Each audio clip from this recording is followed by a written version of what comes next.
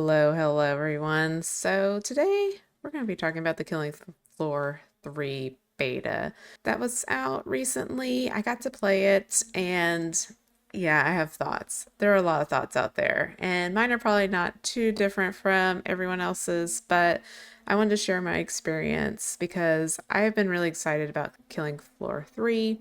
I love Killing Floor 2. My history with it is I got it for free on Epic eons ago, a while ago. I poured some money into it with different weapons, not a whole lot, but I really enjoyed the game. I have a lot of the perks maxed out or close to maxed out. I've prestiged. I've played this game a lot and I love Killing Floor 2. It's a fun game with a cool style, very unique maps and characters, weapons. It just has everything if you love a good first person zombie shooter. Killing Floor 3 is supposed to come out into March, and so they recently did their beta. Yeah, let's talk about it. So I'll start with what I liked. And I'll be honest, this list is shorter than the dislike list.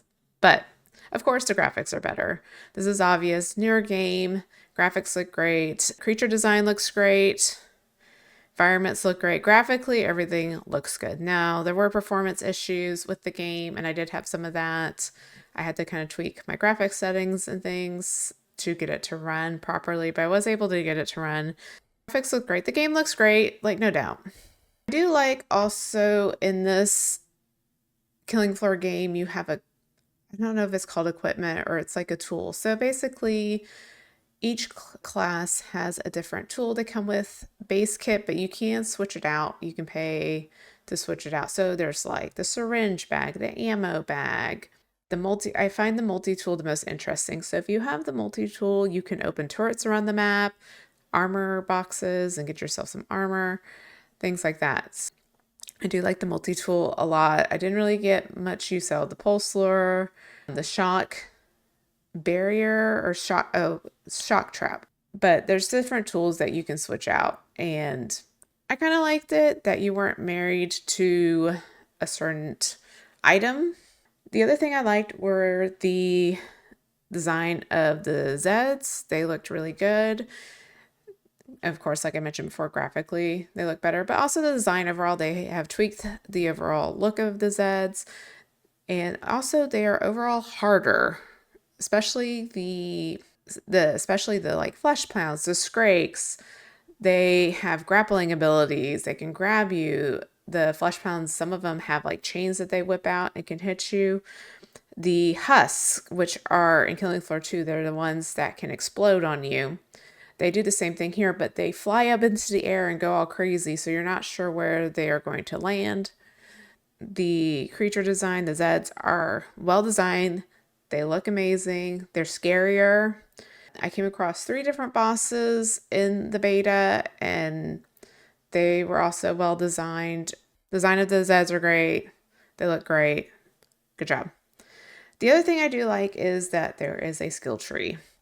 I'm all for a good skill tree. So in Killing Floor 3, there are, within each class, you have 3 different skill trees. You have your like passive ability. So like for instance, if you're a firebug, your ammo automatically does fire damage, right? And then you also have your throwables. So each class has a different grenade that they throw, and you can upgrade that. And also now each class has a special attack. And so you can also upgrade that as well. So for instance, Firebug again has the special attack. You have like a ring of fire that explodes around you. I know Mr. Foster for the commando, he has like a drone that shoots acid rounds. So things like that. I really like that they've kind of upgraded and you can choose skills. Killing Floor 2 did have skills, but I think you only choose like between 2. And then this one, you can choose 2 or 3, I believe, with each upgrade. It kind of depends on where you're at on a tree. Some of the parts of the tree, when you level up to a certain point, it's just you get 1 ability, and then sometimes you get to choose 1 of 3. And you can also buy the other abilities later. You earn points when you play, and so if you want to change around things on your skill tree, you can certainly do that. Now, let's talk about the dislikes. Like I mentioned, there were performance issues, and apparently this was an issue with most people playing the game. So hopefully they will get that figured out. There were times I was playing and it was almost unplayable. It never crashed. I didn't have any crashes, but it would be it's like my computer can keep up, so I would be like lagging really hard. Everything would be like blurred. I didn't know what was going on, didn't know if my character was alive or dead. It was so bad. But again, I was able to kind of turn down the graphics settings and get it to run better, but most games I can run on the highest, quality, and not with Killing Floor 3 beta test. So the other thing I also don't like, going back to the characters, is that the individual characters are tied to their class. So if you're Mr. Foster, you're Commando. And I don't even know all the other character names, but basically, if you want to play Firebug, you're playing as a certain character.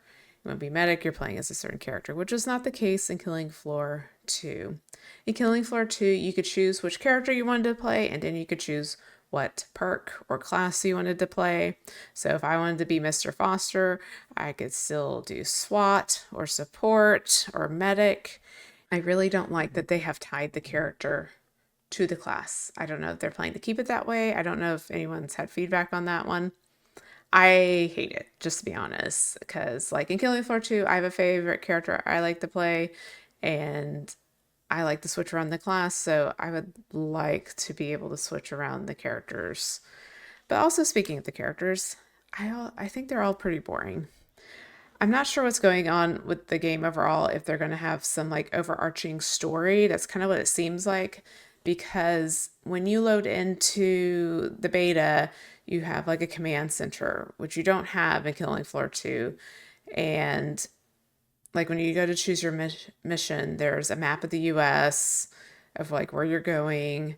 And it seems like it's more realistic, I guess is the way to put it.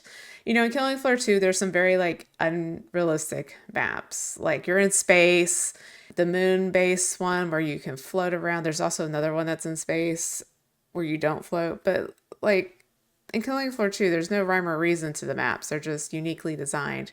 And the characters in this one are all kind of boring. They're all kind of military looking, except for like the ninja, but they all just seem boring. And the voice lines, they're okay.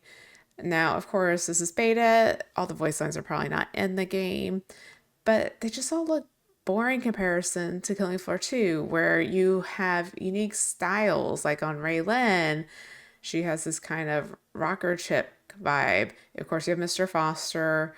There's also in Killing Floor 2. I don't remember the character name, but the voice line, he sounds like Sean Connery. Like, where's he in this game? The characters just look boring. The voice lines are boring. Some of them are speaking in different languages. I have no idea what they're saying. I would just wish it was a little more unique and crazy, like Killing Floor 2 is in the style department. And also talking about style, the maps. So in the beta, we had 3 maps. There was a city map, like a ruined base map, and then a factory. Sorry, I don't remember what they were all called, but they were all really boring. They were all, again, realistic, which is okay, but they just weren't memorable. It was a boring street. Now there is like a part in the city level where there's like a statue and like a plaque, but it's like hidden up on this top level, really small top level, that you won't see it. It's not like the centerpiece of the map. And I don't know why. Yeah, the maps did not impress me. They were all also really bright. They were all set in daytime, which can be fine. But again, if the map's not unique, then it's just a boring daytime map. When I went back, so since the beta came out, I went back and played some Killing Floor 2 to compare. And I will say a lot of the maps on Killing Floor 2 are very dark. Like you have to have your flashlight on, but also darker means scarier, means you can't see everything that's coming at you. And just the style is not there with the maps. I know we only saw 3 maps, but if this is a taste of what's to come, if it's going to be set in like the real world and have like I'm guessing it's going to have a storyline. I'm sure there's a storyline with Killing Floor 2.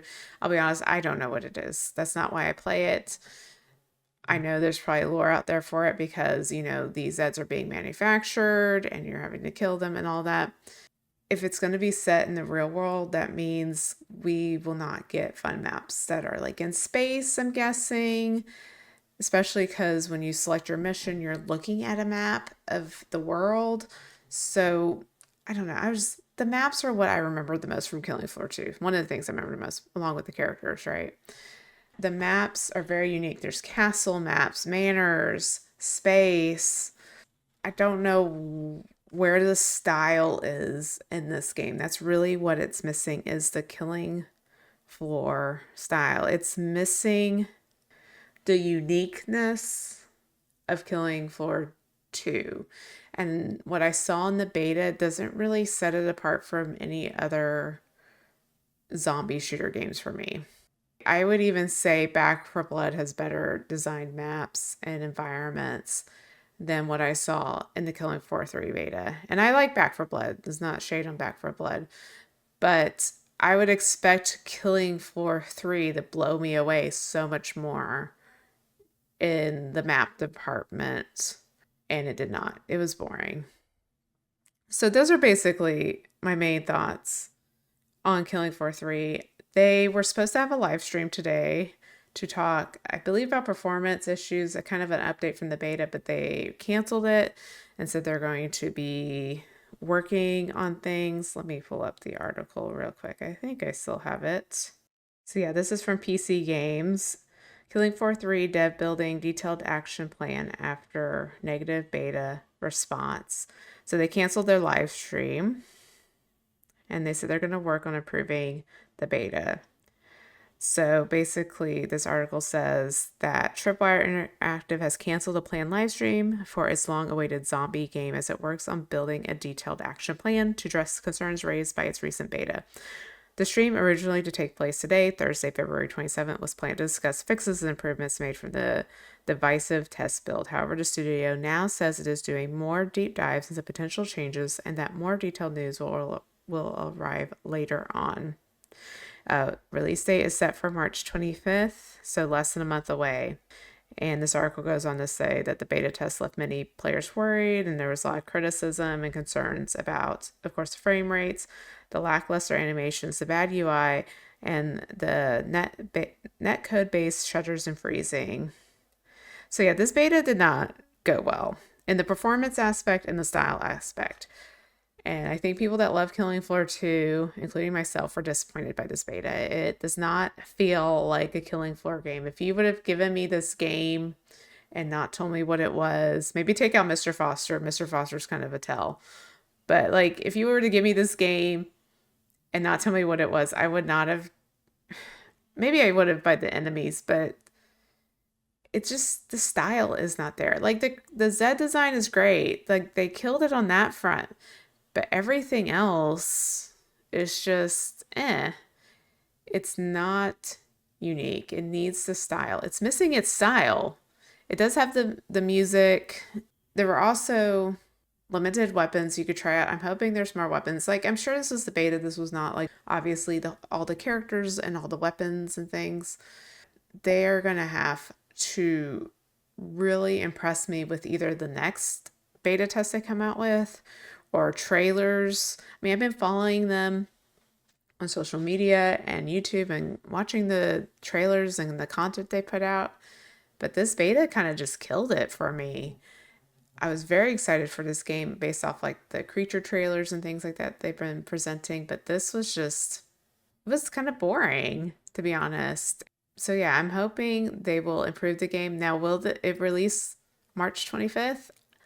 If they're really going to improve this game to something that the player base wants, I think they're going to have to push it. And I'll be honest, I am fine with games pushing their release date if it will be a better game. Like, I was speaking with my friends in Tales of the Shire, very different game, right? Tales of the Shire is pushing its release date to make sure it is, well put together, no issues, all of that. It needs more time to cook. And I'm fine with devs saying, we need more time, because I'd rather them have them release a more polished game than a game that is broken on release and unplayable or has issues that just suck the fun out of it. You don't want your first impression of your game to be bad. I think that's the issue Payday 3 had. When it initially came out, it was not great. And I've heard great things about it now. My husband and I played a bit of it. A while ago, we used to have Xbox Game Pass and we played it together for a bit. And we liked it, but when it initially came out, there wasn't that much content in it. So it was like, I like it, but I wouldn't pay 40 bucks for this game. But now I've heard they've made a lot of improvements to the game. I'm interested to check it out again. But it's that initial response was not great. The game was not put together. There wasn't a lot of content.